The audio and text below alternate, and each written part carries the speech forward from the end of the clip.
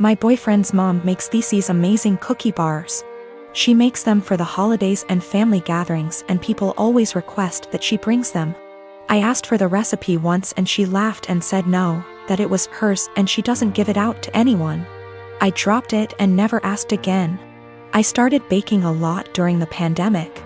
It's been fun for me in my downtime. I decided with my free time to try to recreate the cookie bars my boyfriend's mom makes. I pulled up recipes that sounded similar from online blogs and started baking and tweaking. It took about 5 recipes and batches, but I finally nailed it down. Her secret recipe ended up essentially being a cookie bar known as a Carmelita. I then decided to make it my own and improve it to my tastes. I used higher quality chocolate, made sauce with local homemade caramels, used flaky sea salt on top, vanilla bean paste instead of extract, added a pinch of this fantastic organic cinnamon I had on hand. The results were over the top delicious. My boyfriend declared they are better than his mom's, and he finished off half a pan in 2 days. He was FaceTiming with his mom Saturday and eating one. She asked what it was and he said, "One of your caramel bars." Joe found a recipe online but made it even better. She lost it. She started yelling about how awful I was for making her cookies and how I had no right. He told her that she was overreacting and quickly ended the call. She started blowing up my phone with nasty texts about what an asshole I am. I explained to her that I found the recipe I used online where it was very public. I had actually tweaked that to make it more my own. And that I wasn't ever planning on bringing them to an event she's at, so I did not see what the big deal was. She didn't care. She called me names and told me I was wrong for baking a recipe that I knew was similar to hers. She isn't speaking to me or her son. While I don't think my boyfriend should have made the comment about how I made it even better to his mom, taking that out of the equation, she thinks I'm an asshole for even making them to begin with. I disagree, but from the texts from her and a couple other family members of hers, they think I crossed a line. My name is Mary, and I'm expecting my first baby with my husband. This is the first grandchild in the family, in-laws, and they said that if the baby's a boy then we'll give him my father-in-law's name. He's dead due to cancer. I had no problem with that. This happened before we found out the gender of the baby. My husband and his family had me do things like attend prayers and do other rituals before the reveal at the doctor's. I didn't like that but went with it to keep the peace. DR appointment came, and it turned out to be a girl. My husband cried in the car, then turned his phone off to hide from his family, then finally told them. His mom and the others made their frustration and disappointment clear, which bothered me cause my daughter deserves to be celebrated, but they ghosted me for days, then started coming over and visiting, constantly referring to my daughter as my son, claiming the results were false and basically pretending it's a boy. I had severe fights with them after they refused to stop it. And my husband sided with them despite seeing how wrong and unreasonable what they were doing was. We didn't speak for a while. Sister-in-law called to apologize, then informed me she arranged for a baby shower for me. I was so excited and happy. But when I arrived I saw blue balloons, blue cake with father-in-law's name / decorations around. I was so confused I had to sit down. Sister-in-law explained they were still hoping the gender results are false and it's a boy. I looked at my husband and he agreed with her. I lost my temper and yelled at them all, calling them delusionals and telling them to stop treating my daughter like she's unwanted and act like she doesn't exist by throwing a party for their imaginary grandson. Mother-in-law break down crying. I took my bag and walked out immediately. They started yelling and my husband followed me outside and started arguing about how I insulted his family and his dad's memory by acting like that. I told him to wake up and see the insanity in his family's behavior. He said they needed time to process the fact that it's a girl not a boy as they expected, and insisted I play along and they'll soon get over it. I said absolutely not and demanded he take me home. He said no, so I called an Uber and left. He was fuming. He called 15 times, then texted that he won't be coming home till I get my ass over and apologize for ruining everything and accusing them of being mentally unstable. I haven't responded yet. He's constantly pressuring me to get right with his family before we even talk about anything else. I manage a team of employees in a very specialized industry. The employees are hired on 2-year contracts that are mostly automatically renewed. Salaries are fixed for the duration of the contract, but raises are negotiated at time of renewal. There are no non-competes. I have one employee, Sarah, who requested a meeting with me last week to discuss a possible raise. I informed her that it is a little early as her contract won't expire until Jan, and I would be happy to discuss it in November. She told me she would like to discuss it now as her current salary does not reflect the amount of work she is doing. So I set up a meeting with her on Friday and told her I will hear her out. To her credit, she gave well thought out presentation listing the average salary in her field, the extra responsibilities she had to take on, and the extra revenue she was able to generate, etc. In the end, she asked for a 19% raise to stay on.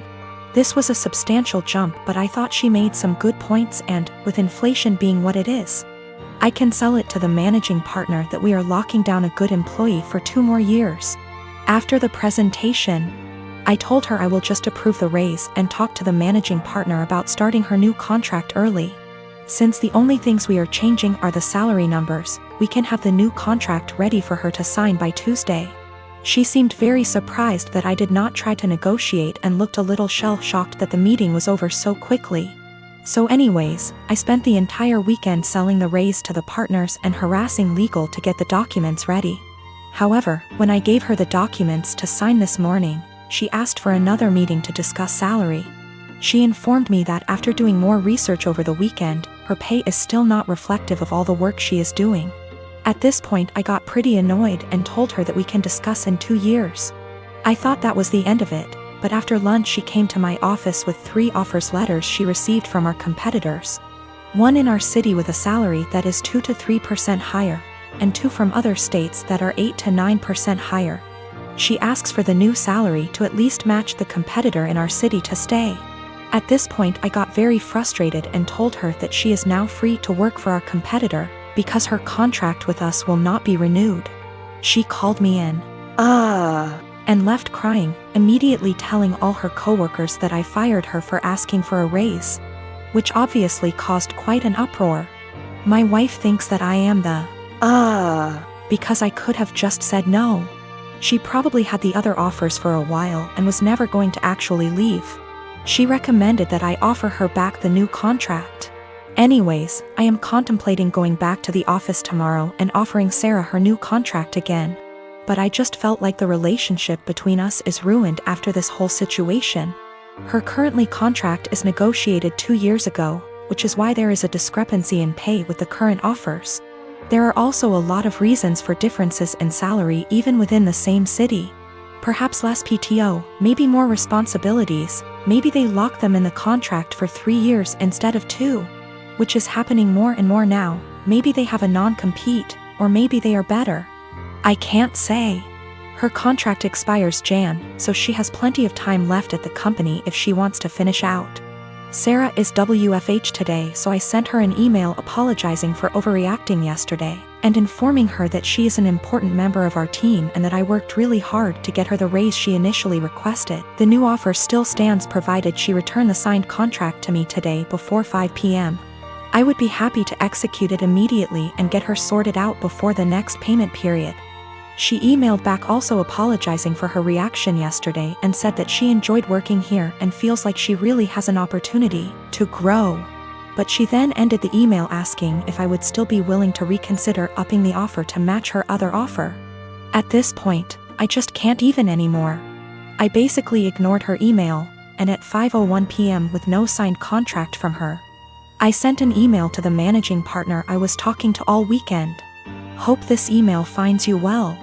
I am writing to inform you that Sarah has elected to decline the new contract as it is written. She has informed me that she received an offer from our competitor with a salary of XXX. I have attached a scanned document of the offer letter with this email for your convenience. She has requested that we match that salary to retain her services as our current offer is insufficient. As of right now, her contract expires January 22nd.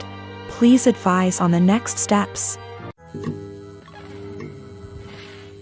A while back, my brother married a woman who had an 11-year-old son named Billy. A year later, my sister-in-law gave birth to a little girl. 2 years later, she gave birth to a boy. Billy, who was 14 by this time, was treated like an outsider. My sister-in-law and brother saw him as a burden who spoiled their picture-perfect family. If you asked my sister-in-law how many kids she had, she would say 2. Billy started acting out. He got involved with a bad group of kids and started getting into trouble. He started failing all of his classes. He eventually got into drugs and was suspended from school. My brother and sister-in-law were fed up with him. I asked my brother if Billy could spend the summer with me and my husband. We have a hobby farm and I thought maybe getting away from his life for a while could help him some. Well, they were more than happy to get rid of him, my SIL's words. It was kind of rough the first few weeks. He had a lot of anger issues. But my husband kept his hands and mind busy doing work on the farm. And we both made sure that he knew he was loved and wanted. By August, he was a totally different kid. He wanted to keep living with us, but my sister-in-law insisted that he come home. After 2 months, he went back to his old ways due to his parents' indifference. They ended up sending him back to us and he lived with us throughout high school. He ended up being an A/B student and kept with a really great group of kids. He got involved in baseball and got a scholarship to a local university. He's 22 now and is in his last year of school. He's engaged to a really great girl. When he was 16, he started calling me mom and he started calling my husband pops. He never really had much to do with his mom and he had nothing to do with my brother. He saw them on holidays when the whole family came over. His mom has tried to have a relationship with him the past few years, but he has avoided her. On Christmas, sister-in-law was over and for whatever reason, she opened my desk drawer and found a birthday card from Billy where he said, "To the best mom ever. Thanks for loving me and giving me a chance." She was devastated. She ended up texting Billy, confronted him and asked him if she would be presented as mother of the groom at his wedding. He told her that he no longer considered her his mom and wasn't even sure if he wanted her at the wedding at all. My sister-in-law is now insisting that I make it clear to Billy that I am not his mother and that he is not to refer to me as such. My brother is also very upset with me. Even my parents are pressuring me to do what sister-in-law wants for the sake of peace. Honestly, I consider Billy to be my son. I count him in with all of my children. I feel like telling Billy not to present me as mother of the groom could possibly be misinterpreted as me saying that I don't feel like he's my son and I don't even want to take a chance of that happening. If he decides to present his real mom as mother of the groom, I will 110% support him. I have zero desire to tell Billy not to call me mom and I absolutely won't do it because I know it would destroy him, and it would kill me.